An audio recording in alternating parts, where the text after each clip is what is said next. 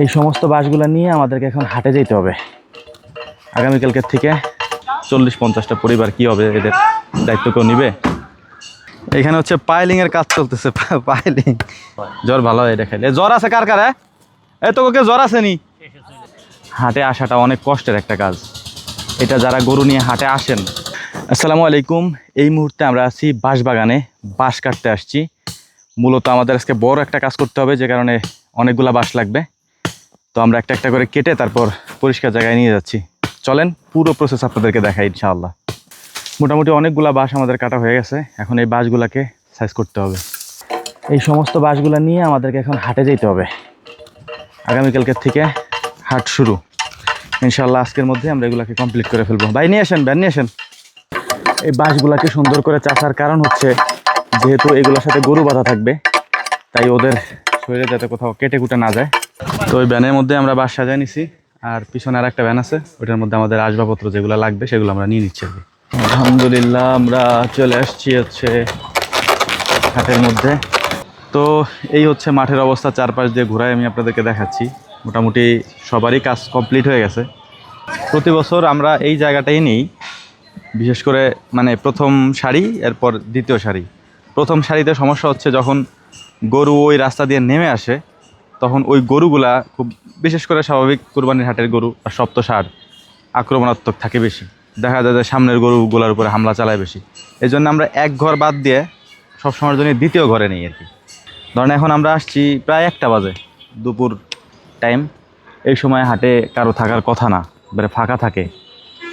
আমরা এই টাইমে আসছি। ধরেন সকালবেলা আসলে এখানে পাশে স্কুল, তারপর হচ্ছে যে বাজারের মানুষ, মানে বড় ধরনের একটা ক্রাউড হয়ে যায়, অনেক লোকজন এসে যায়, আমাদের কাজ করতে সমস্যা হয়। এবং স্বাভাবিকভাবে আপনাদেরকে বলি যে কাজ তো আমাদেরকে কেউ করে দেয় না, আমাদের কাজটা তো আমাদেরকেই করতে হয়। আমরা মনে প্রাণে চাইতেছি এটা আর কি, প্রতি বছরের ন্যায় এবছরও যেন আমাদের গরুগুলা বিশেষ করে বাড়ি থেকে বিক্রি হয়ে যায়, বা খামার থেকে বিক্রি হয়ে গেলে হাট পর্যন্ত যাতে না আসা লাগে। হাটে আসাটা অনেক কষ্টের একটা কাজ, এটা যারা গরু নিয়ে হাটে আসেন তারা জানেন। কারণ আমি কিন্তু অসুস্থ, অনেক অসুস্থ। আমি এগুলো বলি না, কারণ বললে আপনারা মনে করেন যে ভাই 2 দিন পর পর এটা বলেন। ভাই 2 দিন পর পর বলবো না, কি করবো? আমি তো অসুস্থই থাকি, সুস্থ হইলে না বলবো। আমি কাজ করতেছি বলে আমার ভিডিও আপনার সামনে যায় বলে আপনি দেখেন। 2 দিন করলাম না, 5 দিন করলাম না, 1 সপ্তাহ 1 মাস করলাম না, আপনি আর আমার খোঁজ নেবেন না। আমার সংসার, আমার খামার, তারপর হচ্ছে যে আমার মানে খাবারে যারা কাজ করে বা আমাদের প্রোডাক্ট নিয়ে যারা কাজ করে, তারা কি করবে বলেন? এই প্রায় 40-50টা পরিবার কি হবে, এদের দায়িত্ব কেউ নিবে? এই জন্যে কাজ করতে হয় আর কি, বাধ্য হয়ে করতে হয়, কিছু করার নেই। তো ওইখানে হচ্ছে আমাদের বালির দরকার, এই জন্য হচ্ছে যে বালু আমরা বলছিলাম অনেক আগেই, বাট এরা হচ্ছে অনেক ব্যস্ত, যে কারণে সময় পায় না এরা যাইতে আর কি। তো এই জন্য নিজেরা চলে আসছি বালু নেওয়ার জন্য।